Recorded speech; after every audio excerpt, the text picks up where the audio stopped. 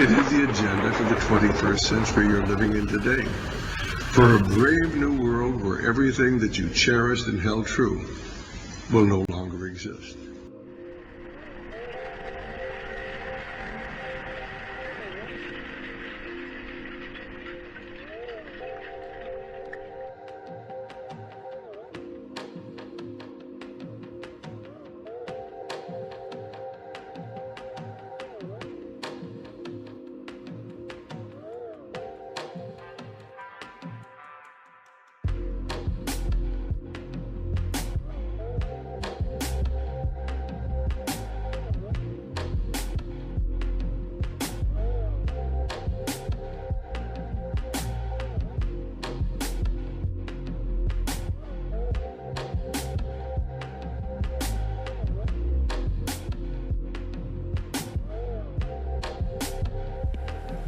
Officials in Worcester warned people to stay off the roads while the city was lashed with heavy rain Friday night. Some drivers didn't listen. More than 5 inches of rain fell in Worcester, flooding vehicles and prompting rescues. The cars outside are flooding, and then This man says the cars already had water inside of them when he came out of his dorm room to watch the storm. And then I just watched it for like an hour, just getting higher and higher. Meteorologists say Friday was the second wettest October day on record for the city. Other areas in central and eastern Massachusetts experienced flash flooding, with officials warning that more heavy rain could be on the way. Strong gales and violent sea waves battered coastal areas in Guangdong when Typhoon Haima landed on Friday. With the bitter rain lashing across his face, this reporter could hardly stand still. Surveillance video footage even showed a huge cargo ship blowing ashore. There were no reports of casualties, but the powerful typhoon caused widespread power outages, affecting over 1.8 million families in Guangdong. And more than 700,000 residents have been relocated. This shelter has provided us with food and drink, such as instant noodles and water.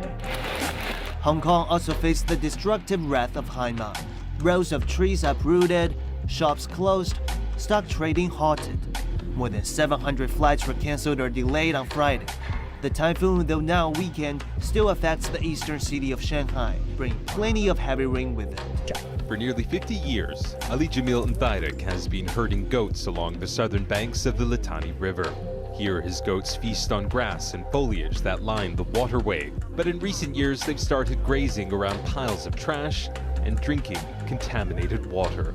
I brought my goats here the other day to drink some water, but the water was so polluted. It was nearly red, due from all the pollution. This is harmful for the animals, and to the people, and the land as well. After years of neglect, the once blue waters of Lebanon's Litani River are now murky brown and filled with rubbish. There are a number of reasons for the high levels of pollution, including agricultural runoff and industrial dumping. After an extensive review, the World Bank announced it would be giving Lebanon a $55 million loan to help address the most severe sources of pollution that are contaminating the river. But some environmental groups are already questioning the government's ability to carry out the work. A day for firefighters working throughout central Alabama as dangerous conditions continue to feed the flames. This fire breaking out this afternoon on the 8900 block of Flat Top Road. Officials say that 8 fire departments from Walker and Jefferson County responding to the fire, as well as the Alabama Forestry Commission. A few minutes east, there was another fire off Minor Parkway in the back of Carver Memorial Cemetery. Norway is home to roughly 68 wild wolves, but the country says that's still too many, so it's planning on culling 47 of them. The cull would be the largest in more than a century for Norway, and it's being justified as a way to protect sheep flocks. But wolves are responsible for only 8% of Norway's sheep deaths each year, and if they're hoping to reduce that number, then a culling might not be the solution. Research suggests culling wolves might lead to more livestock predation. And this cull might lower wolf populations below what the country expects. When there's a major legal culling of one species, research suggests it might actually inspire more people to poach that animal. And 1 in 2 wolves in Scandinavia are already killed illegally. There are already a few appeals to stop the cull, but according to the Natural Resources Defense Council, the government might not address it until the end of the year.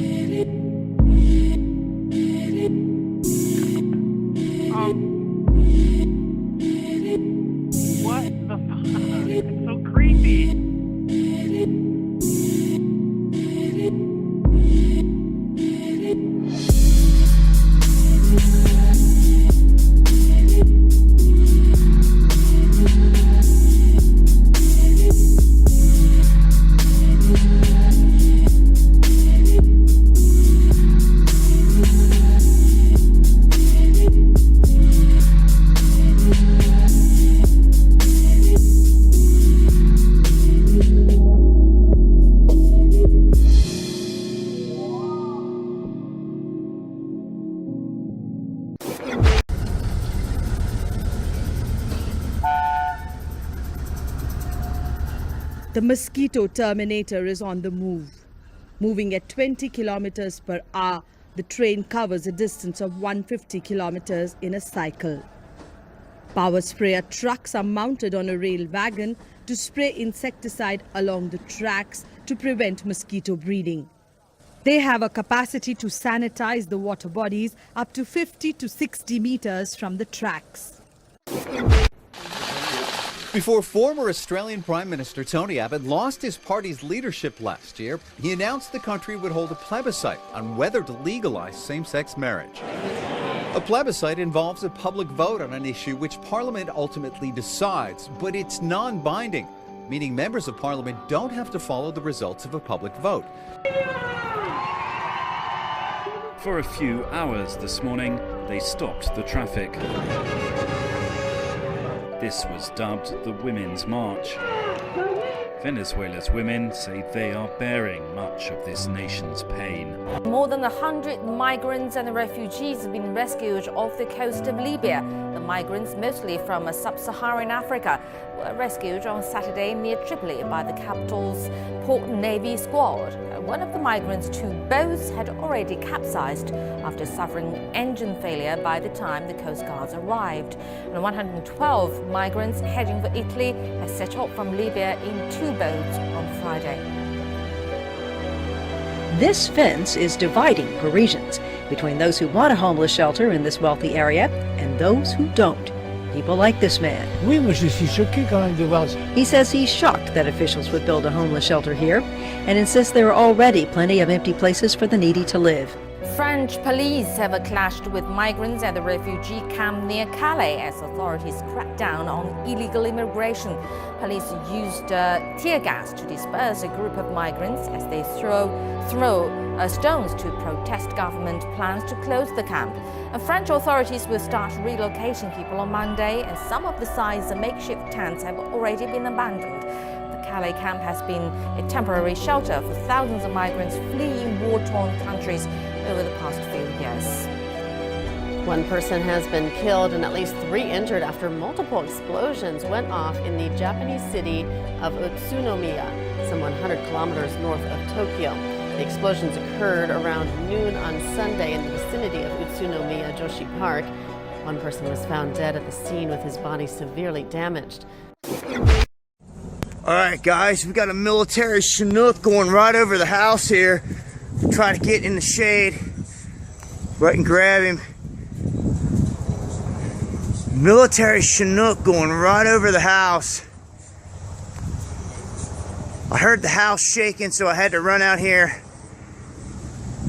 This is literally right above my house. I'm out nowhere near a military base. Whichever candidate wins in November, it'll be a steep climb to win over the hearts of Americans. The latest Fox News poll shows both candidates have higher unfavorable ratings than favorable ratings. Just 47% of likely voters have a favorable opinion of Clinton. As we know, she struggled to win key Democratic voting blocks with the same numbers that President Obama saw. So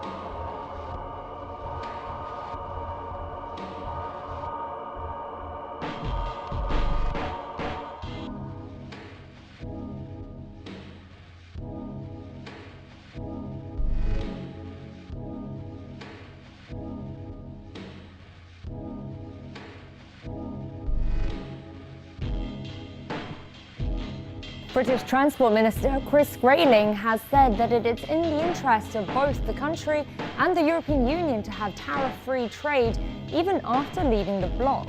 The negotiations between Canada and the European Union are closed and we are ready, the Canadian side and normally also the European side, to sign on Thursday next week. There is still work to do on our side, on the European side.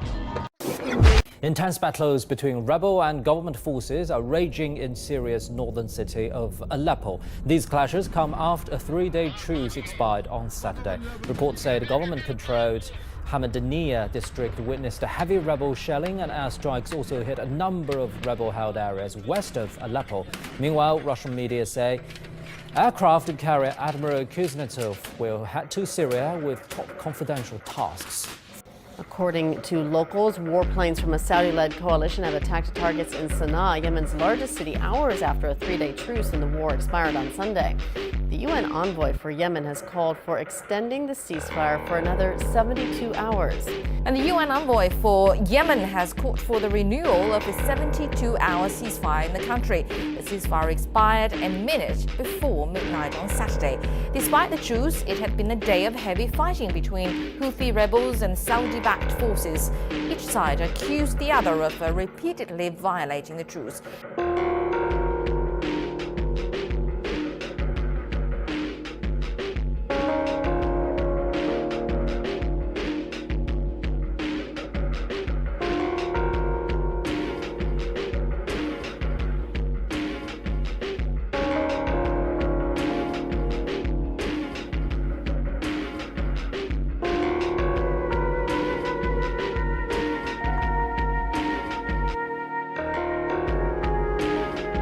UN experts have said the Syrian army attacked the village of Kaminas with chemical weapons in March last year.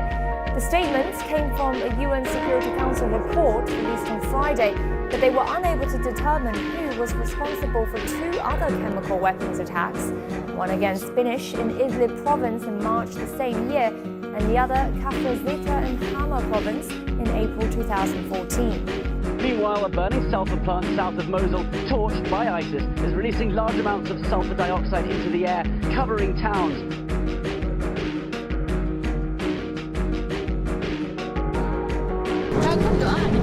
With thick black and white smoke clouding the horizon near Mosul, area hospitals are overflowing with Iraqis struggling to breathe. The problems are linked to the toxic fumes from a burning sulfur plant set ablaze during fighting with Islamic State. Now nearly 1,000 people, including babies, are receiving treatment. Medical assistant Saddam Juma says the people began arriving Friday. The cases presented were suffocation caused by the large fire in the sulfur factory near Kayara. Elderly men and women were affected, as well as children, especially those with asthma and bronchitis, and other cases. So far, no deaths have been reported, but many here fear that could change. Many people wondered how ISIS was able to withstand and hide from the US-led coalition airstrikes. Well, this is how. They've dug deep underground. These tunnels are a key element of ISIS military strategy, and they cover every town, every village that ISIS held. For the last few weeks, if not the last few months, ISIS will have been living down in these tunnels, and so you can see that they've brought in electricity, you can see the food they've got down here, and you can see the water. It is incredibly hot, and they will have been here for months. In Iraq, where government troops have recaptured a Christian region in the north of the country, Karakosh, a town about 20 kilometers southeast of Mosul, had been under Islamic State control since 2014. And neighboring towns Karemlash and Bartella were also sieged. United States, South Korea and Japan are conducting a two-day joint maritime drill near South Korea's Jeju Island. The drill is focusing on maritime search and rescue. However, it also includes identifying and searching for ships from the Democratic People's Republic of Korea as a fake target. And this is the first maritime joint drill between the three countries since 2012. The Chinese and Vietnamese navies have had good communication and cooperation in many fields in recent years. By last year, we had successfully conducted 20 joint patrols with the Vietnamese Navy in the Beibu Gulf. There have been many friendly mutual visits, and these had positive contributions to the relations between the two countries and navies. China's Ministry of National Defense says it has lodged an official complaint with Washington after a U.S. Navy-guided missile destroyer, the USS Dakota, sailed through Chinese territorial waters near Xisha Islands without China's permission.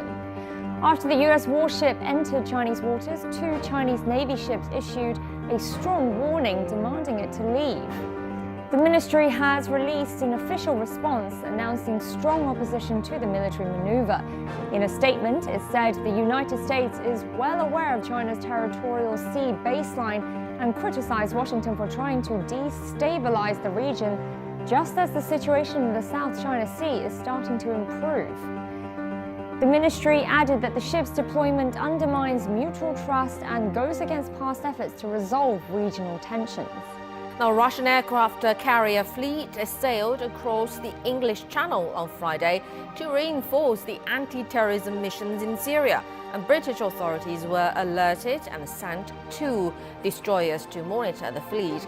Russian President's press secretary Dmitry Peskov said Saturday that the aircraft carrier, the Kuznetsov, also has a secret mission other than providing help to Russian troops in Syria. And the fleet left Severodonetsk on October the 15th and will join with the 6 Russian battleships currently in Syria.